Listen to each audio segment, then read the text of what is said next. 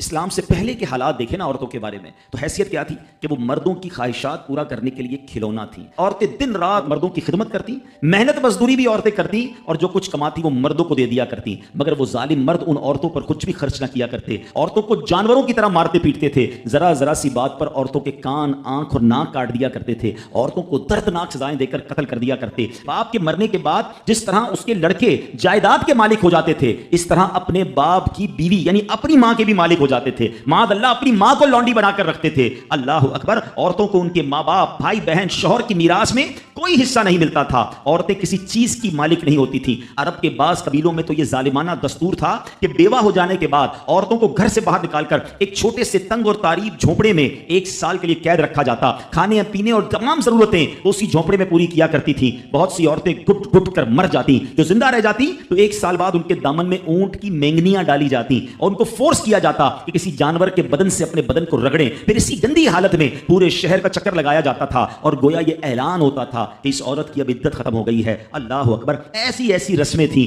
ایسے رواج تھے، عورتیں بلبلاتی، روتی، تڑپتی، مگر ان عورتوں کے زخموں پر کوئی مرہم رکھنے والا نہیں تھا، کوئی فریاد سننے والا نہیں تھا۔ اللہ اکبر، 12 ربیع الاول کی صبح صادق کے وقت کائنات میں ایک ایسا نور جلوہ گر ہوا، ایک ایسی شخصیت آئی جہاں جس نے جہالت کے اندھیروں کو ختم کیا، وہاں ساری دنیا کی عورتوں کے لیے ایک ایسے دکھ کا مداوا بن کر آئے۔ نبی پاک علیہ السلام ایسے احکامات لے کر آئے، اتنی پیاری شریعت اور مذہب لے کر آئے جس میں اللہ کے دین نے عورتوں کو ایسا مقام عطا کیا کہ سبحان اللہ، عورتوں کی قسمت کا ستارہ چمک اٹھا۔ اسلام کی بدولت